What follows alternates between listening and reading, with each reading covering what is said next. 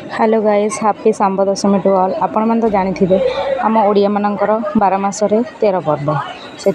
सांब दशमी हूँ गोटे पर्व यह ओषाटा आमर पौष मास शुक्ल पक्ष दशमी रे पालन हुए। आपड़ तो जानते पौराणिक रीतिनीति हिसाब से श्रीकृष्णकर पुत्र सांब को अभिशाप पाई जो कि पूजा को करी आज दिन में सी साप मुक्त होते से दिन ठारू माँ माने निज छुआंकर मंगल कामना ये ओषा को पालन करती। आमर ये पूजा करा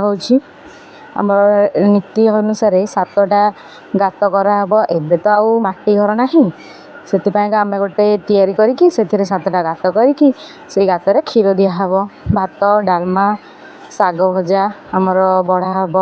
मकर चाउल है मकर चाउल बढ़ा भात डालमा शाग भजा बढ़ा हम तापर यही सबू बढ़ा सरला पूजा हम पूजा सरला सबू पिला माने आसिकी खाइबे छोट छोट पिला माने जिते पाखापाखी छोट छुआ मैंने जितक समस्ते आसिकी खाइबे ये भाव में पूजा पूजी हम पुणी सका भी पूजा हम सूर्य को संध्या बेले भी उदय सूर्य अस्त सूर्य सका सन्धार 2 बेलार पूजा कराहब। एबे सका पूजार चली देखु सका भात बढ़ा हो गला तापर एबे भात डालमा बढ़ा होची हापी सांब दशमी।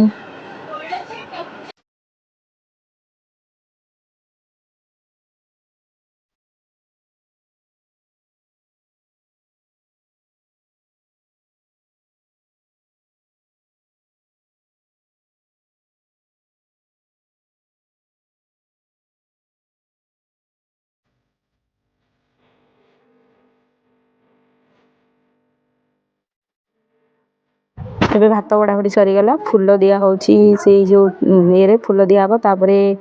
फूल दिया होची तापरे क्षीर दिया हम दयाकोरी बैकग्राउंड नॉइज को अवॉइड करेंगे।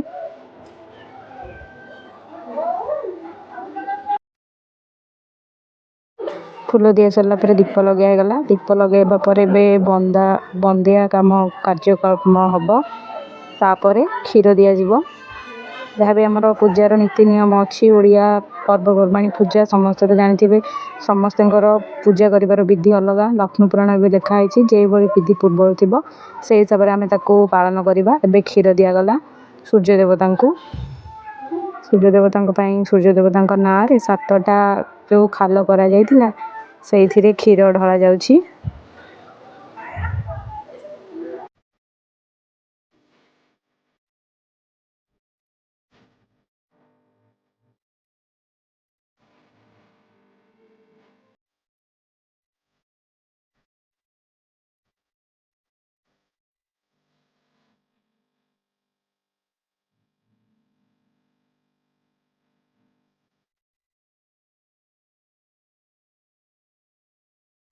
सूर्य देवता को आह्वान करके पूजा करागला धूप फूल बरपुड़ी पत्र सूर्य देव को आह्वान करके पूजा करागला तापर छोट छुआ मैंने आसिकी से जो भोग अच्छी समस्ते प्रसाद सेवन करेंगे।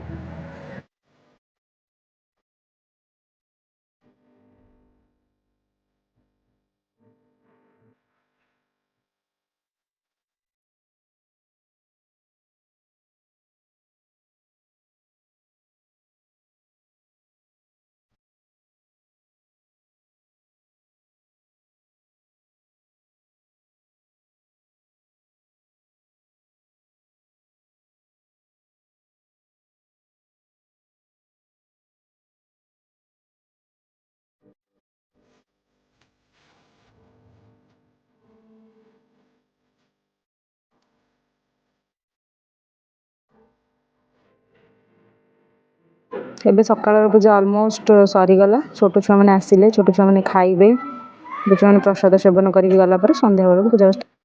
सकाळ पूजा तो आप समस्त देखते एबे देखु संध्या पूजा संध्यार आमर पिठा होगी पूजा हुए 5टा पिठा करके पूजा करा जाए।